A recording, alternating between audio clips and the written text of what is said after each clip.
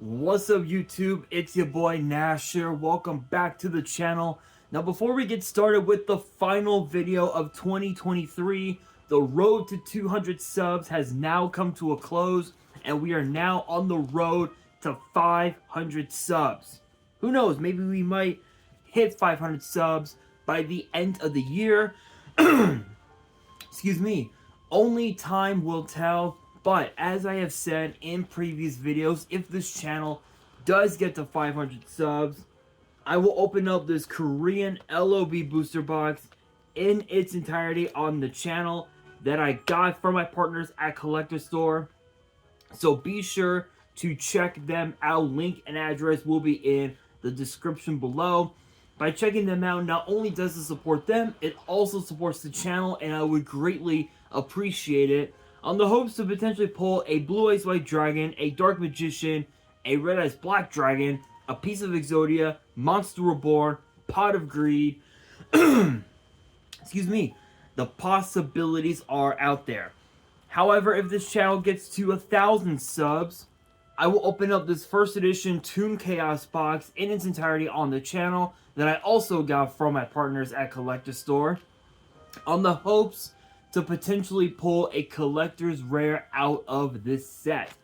But it wouldn't be the first time that I pulled a collector's rare, because I also pulled this.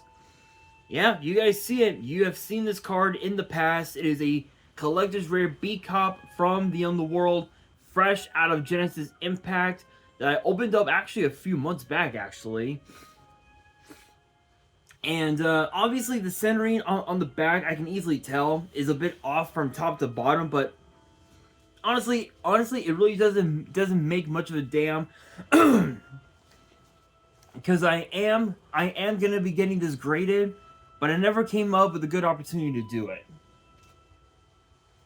But with that being said, if you guys want to see these boxes get opened, maybe you guys want more episodes of WWE's Biggest Issue. Maybe you guys want more episodes of Yu-Gi-Oh's Biggest Issue.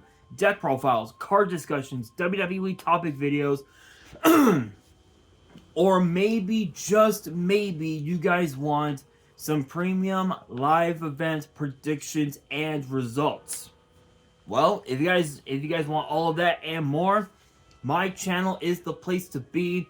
So if you guys are new to the channel, and I know that a lot of you guys are, excuse me, make sure you guys subscribe to the channel, turn on the notification bell, smash that thumbs up button on this video, and as always, make sure you guys are following me on all of my social media. My @s will be in the description below, as will the info to my fan mail. It'll also be in the description as well.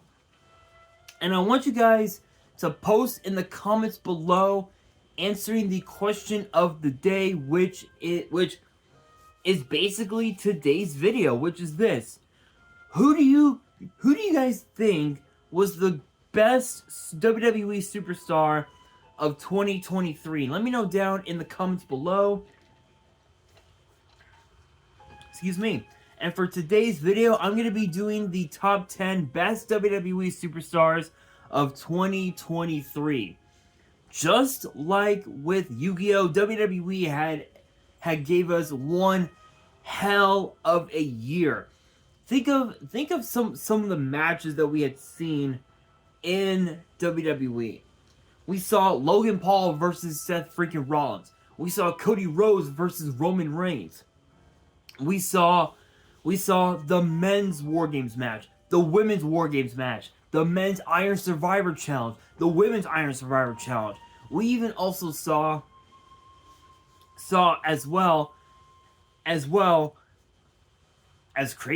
crazy as it sounds, Trick Williams even winning the men's Iron Survivor Challenge. And now we know that this coming Tuesday at New Year's Evil, Dragunov and Trick for the NXT title. That is going to be one hell of a match. Not only that, we even also saw a match that I did not think we would ever see. Mysterio versus Mysterio. Ray versus Dom at WrestleMania. And, excuse me, We even also had ourselves a dream match between Bad Bunny and Damian Priest. Guys, this year was absolutely incredible for WWE, and I have no doubt in my mind that 2024, tomorrow is 2024, and I can guarantee you that 2024 is going to be just as chaotic as 2023. And all I gotta say is strap yourselves in, because anything can and probably will happen in 2024. But let's get straight into the top 10, kicking these off with the honorable mentions. And for the first honorable mention, we've got the current undisputed tag team champions of Finn Balor and Damian Priest of the Judgment Day. Don't get it twisted, right? 2023 was a crazy year for both men. Obviously, Damian Priest didn't get the chance to compete at WrestleMania, but to be fair, Backlash in San Juan, Puerto Rico, that was like his WrestleMania moment, if you will. And even though he lost to Bad Bunny, he was able to bounce back and become Senor Money in the Bank. And while it is true that Balor had lost a few like major matches throughout 2023, obviously one of them being inside Hell in a Cell against Edge, who is no longer with WWE, mind you, and of course too his matches with Seth freaking Rollins over the World Heavyweight title, he was also able to bounce back, and both men became tag team champions not once but twice. So think about that. Think about that. Obviously, yes, they still have a lot to do as part of the Judgment Day, but I have no doubt in my mind that who knows, maybe by the end of next year, by the end of 2024, by this date next year, who knows, maybe you might see Balor and Priest in the top 10 list. Only time will tell. But I've got no doubt in my mind that 2023 will definitely indeed be the year of the Judgment Day, and who knows, maybe all five might be draped in gold. Maybe they might lose the gold. Who knows? But coming in at the fourth with the next honorable mention is Trick Williams. Let's be fair. Let's be real. Obviously, this year had a bit of turmoil with what happened at the Great American Bash. You know, Trick Williams accidentally hitting Ilya Dragunov with the NXT title, with Trick Williams becoming the NXT North American champion, and obviously end up losing the title just a few days later. I think this year was the coming out year, if you will, for Trick Williams, and I got no doubt in my mind 2024 will indeed be Trick Williams' year.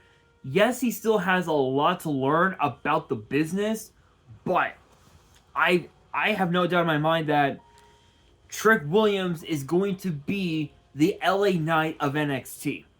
I'm being real. I am being 100% real. Trick Williams, I'm saying it now, Trick Williams in 2024 is going to be the LA Knight of 2024. No shot that it's not true. I think it's going to happen. And speaking of LA Knight, the next honorable mention is obviously LA Knight. This year for him was a bit weird. Obviously he had his match with Bray Wyatt at the Royal Rumble, which was Bray Wyatt's last televised match, unfortunately. Rest his soul. You know, and obviously WrestleMania, he didn't get a match at WrestleMania. But I think everything kind of started to light up a little bit right around the time of Money in the Bank. Once we got to Money in the Bank, everybody was like, okay, we hear his music, let's cheer for this guy. This guy's awesome. And everybody would always do it. LA Knight, Yeah, every single time. Now everybody's doing it. Everybody in the WWE universe, no matter where he goes, is always chanting, "Yeah," every single time. And even though he had won the Slim Jim Battle Royal at SummerSlam, and even though that was the case, the biggest loss he could ever take was against Roman Reigns at Crown Jewel. That right there was the turning point of 2023 for LA Knight. And who knows? Who knows? Maybe 2024 might indeed show LA Knight at his best. Only time will tell. But coming in at the fourth honorable mention is none other than Drew McIntyre. I know what you're thinking. I know what you're thinking. You're thinking, why this guy of all people? He turned his back on us. I'll admit, yeah, he kind of did. But if you think about it, if you really think about it, 2023 for Drew McIntyre was a bit weird, if you will. Obviously, yes, he competed in the men's Royal Rumble match.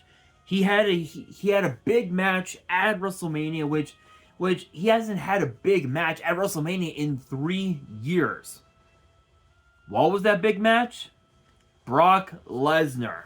Obviously, yes, that was right around the time of the pandemic. But to be fair,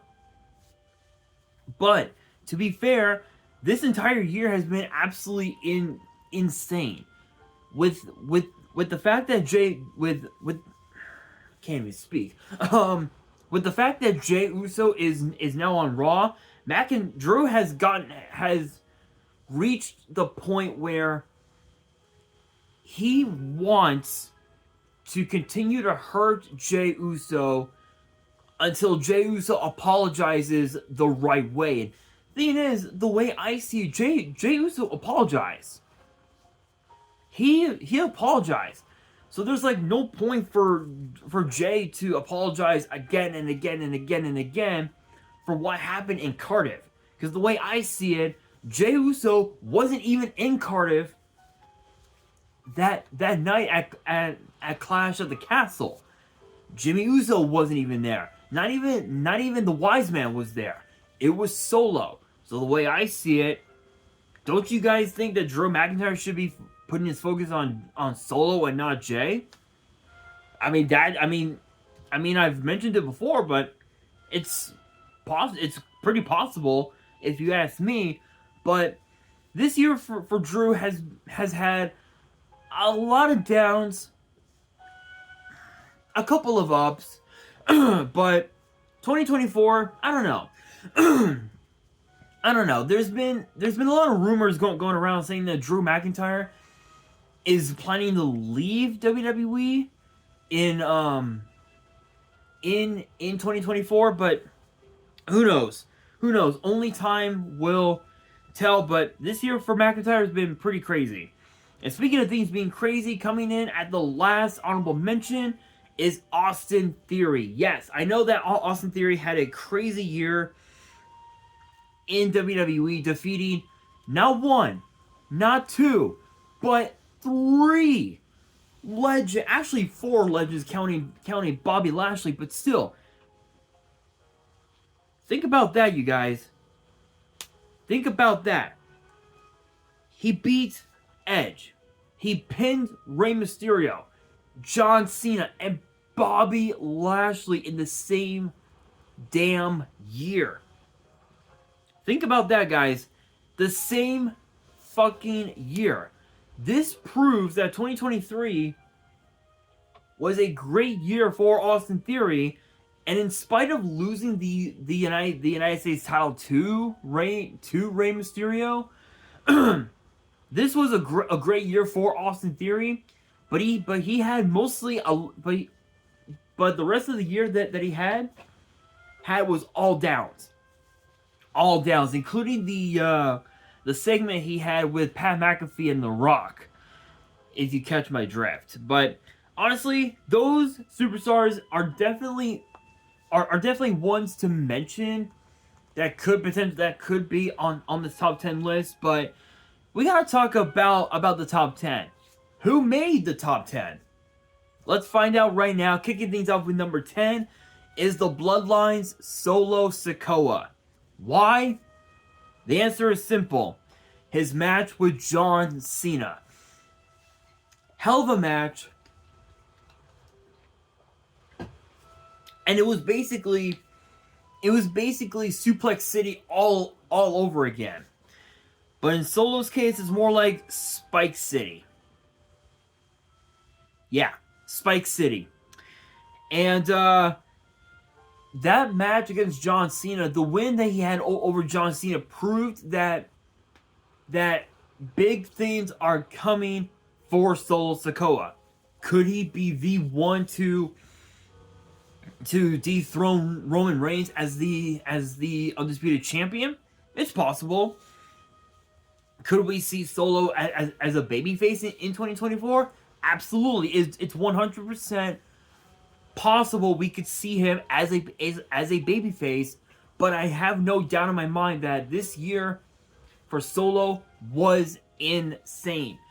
Getting the chance to hit Sami Zayn with a Samoan Spike, picking up the victory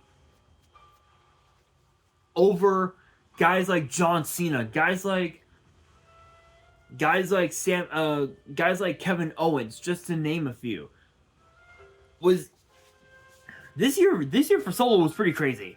Even you guys have to admit that Solo had a crazy 2023, and I've got no doubt in my mind for Solo and the Bloodline, 2024 is going to be just as, because as we move closer and closer to WrestleMania 40, one has to ask if Cody Rhodes will be able to pull off the two-peat and challenge Roman Reigns again at WrestleMania. Only time will tell. But coming in at number 9, and I know that you guys are, I know for a fact I'm gonna get a lot of heat for this. But coming in at number 9 is Dominic Mysterio. I know what you're thinking. You're thinking, why? This guy's a prick. Yes, I 100% agree with you guys. Dominic Mysterio is a fucking prick. No doubt about it. But think about this. Think about what he has done just this entire year alone. Went toe-to-toe with his father at WrestleMania. Became a 2-time North American champion. He was in the main event of a premium live event earlier this year. And earlier this year being last month at Survivor Series inside War Games. He challenged for the tag team titles like once, twice this year? And think about this. In spite of losing the North American title, the promos that he has cut on Raw, getting that heat from the fans, proves why Dominic Mysterio has grown so much in WWE. So I have no doubt in my mind that 2024 is going to be Dom's year. Who knows? Maybe Dom might end up becoming Intercontinental Champion at some point. Is it possible? Absolutely. But we'll just have to wait and see. But this year for Dom has been wild. And now coming in at number 8 is the EST of WWE, Bianca Belair. Think about this.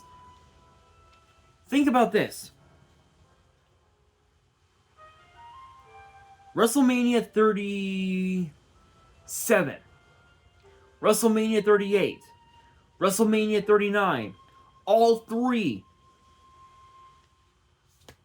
won a match at WrestleMania. So all three, she's either won the title or retained the title. And Who knows? WrestleMania coming up real quick. Maybe Bianca. Maybe we might see the 4-peat.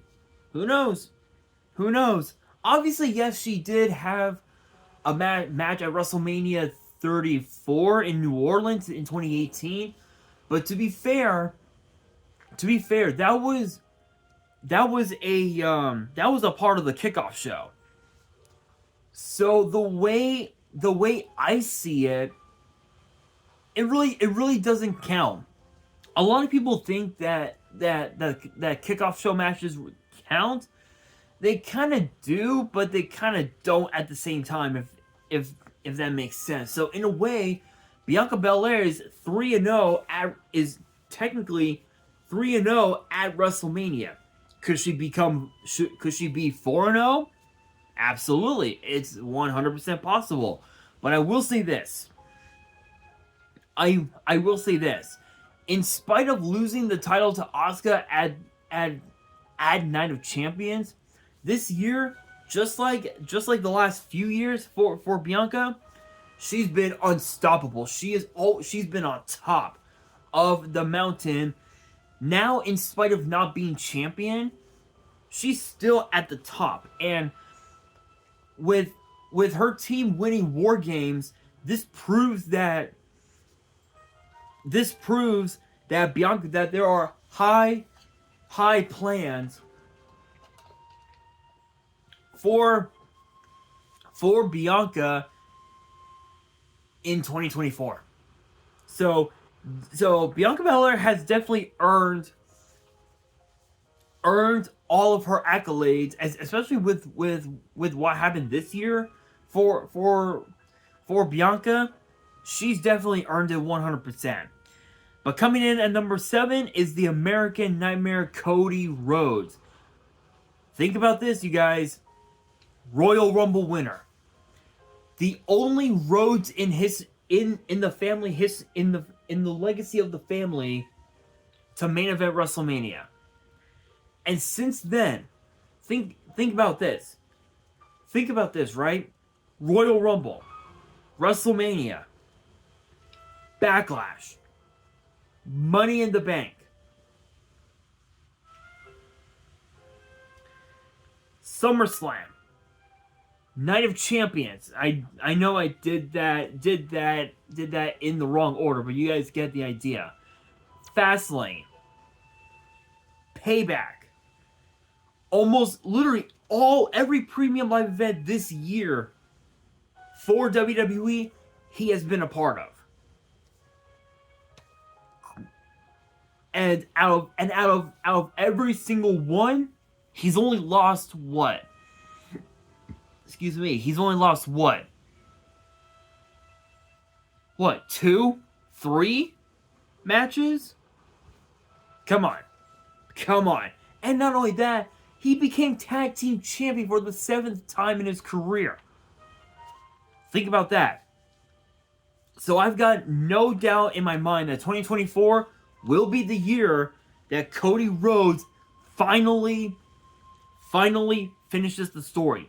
I have no doubt about that in my mind whatsoever. But coming in at number 6 is Logan Paul. I know that this is going to definitely give me a lot of heat, but think about this. He had a hell of a showing against Roman Reigns at Crown Jewel last year in 2022.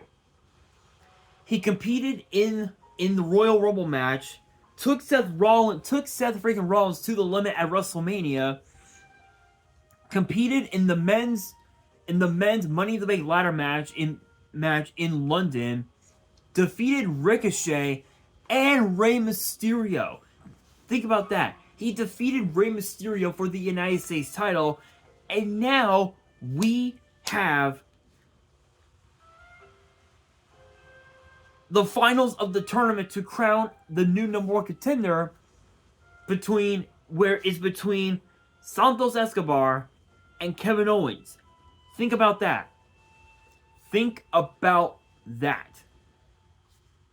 Logan Paul has had a crazy year. Yes, he has gotten a lot of heat this year, especially with when it all started back in January, eliminating Seth Rollins from the men's Royal Rumble match, literally costing him said U.S. title inside the Elimination Chamber.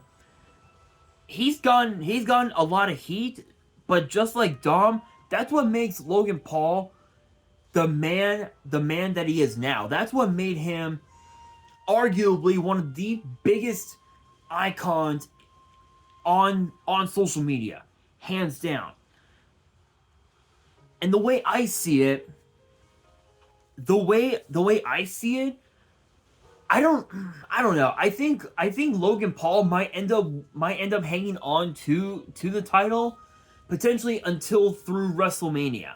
So we might end up seeing him lose the title sometime between WrestleMania and possibly Backlash when it emanates from France, which it's possible, but we'll have to see. But 2024 it's definitely going to be a bit of an interesting year for Logan Paul. But we now move into the top 5, and I'm gonna be honest, these 5, I think I made the right call on this one.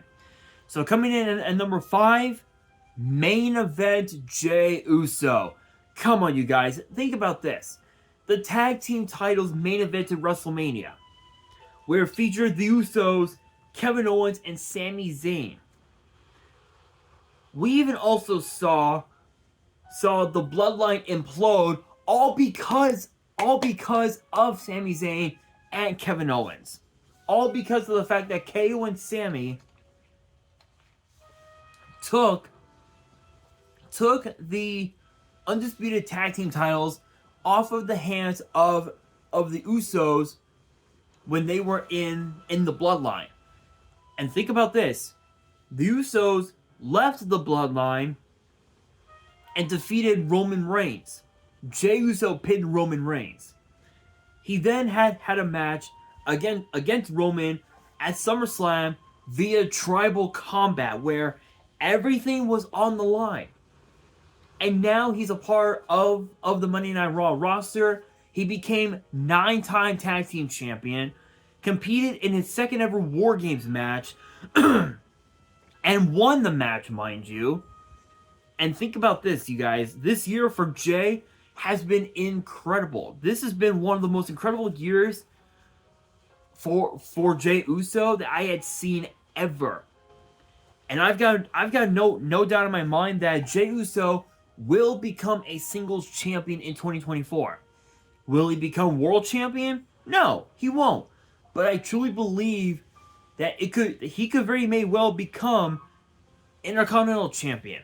Maybe we might see him on NXT and challenge for the NXT title or the North American title, or perhaps even the Heritage Cup. There are so many possibilities for Jey that it's no wonder why he left the Bloodline. It's because he felt that he was not being used the way he should have been. And this year proved it. Literally the second half of this year, 2023, proved my point. So 2024 is going to be a crazy year for Jey. So strap yourselves in, because it's going to be one hell of a ride. And speaking of Roman Reigns, coming in at number 4 is the undisputed Universal Champion Roman Reigns. Let's be real. He's had what, 7 matches this year? Let's see. Kevin Owens, Sami Zayn, Cody Rhodes, KO and Sami, both Usos, Jey Uso, LA Knight,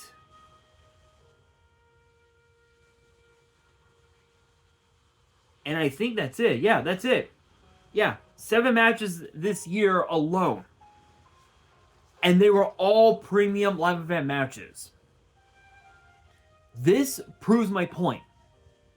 that here's the thing. Don't get me wrong. Roman Reigns deserves to be in the top 10, but he's only at number 4 because of the rumors that I have mentioned.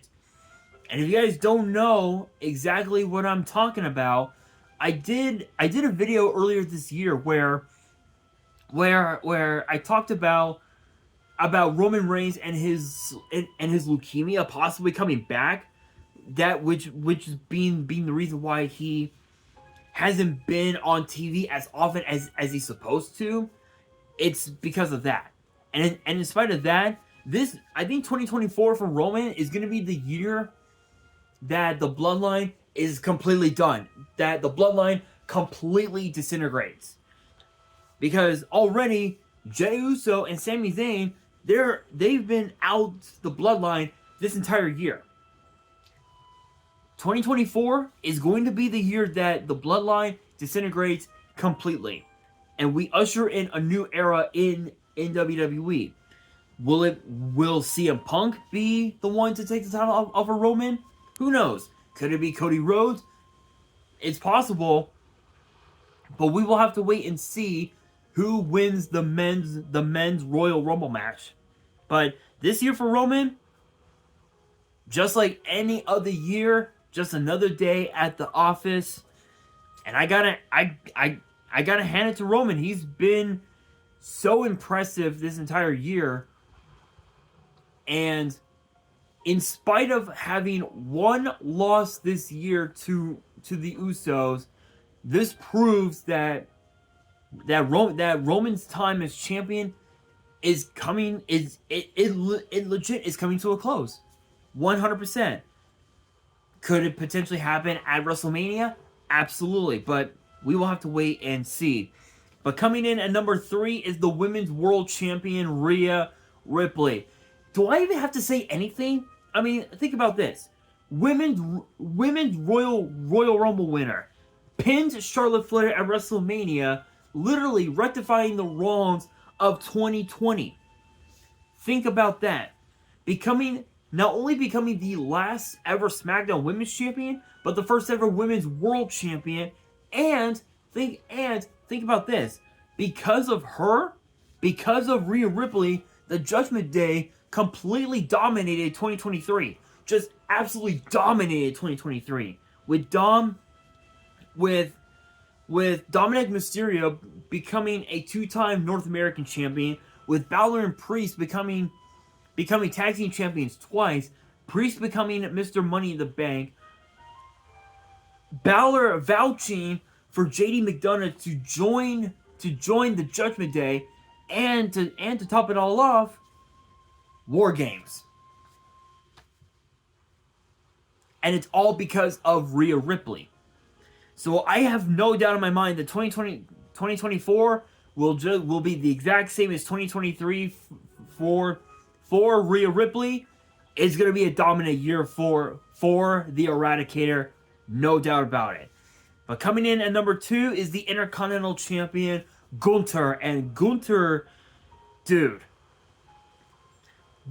Guys, this motherfucker has been unstoppable. And he has been an unstoppable Intercontinental Champion.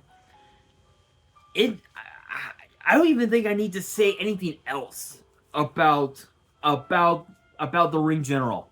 I don't think I need to. But coming in at number 1 is the most obvious. The World Heavyweight Champion, Seth freaking Rollins. Guys, Seth has been on top this entire year. This year it's been something for Seth freaking Rollins. Obviously, yes, he had a loss in at the Royal Rumble, and obviously at Elimination Chamber, but from WrestleMania up until now has been absolutely insane. And aside from from the Elimination Chamber, this year, Seth Rollins has not been pinned since January 1st of this year, 2023. So 2024 will be, so tomorrow night will be 1 year that Seth Rollins had not been pinned or been made to submit. And if that doesn't prove that Seth freaking Rollins deserves to be in the #1 spot on this top 10 list, I don't know what is. But with that being said, guys, that will do it for today's video. Actually, that will do it for the final video of 2023. Hopefully you guys enjoyed. If you did, make sure you guys smash that thumbs up button. If you guys are new to the channel and you guys want more top 10 videos in the future, make sure you guys subscribe to the channel, turn on the notification bell, and follow me on all of my social media. My ads will be in the description below, as will the info to my fan mail. It will also be in the description as well. And on that, this is your boy Nash, signing out.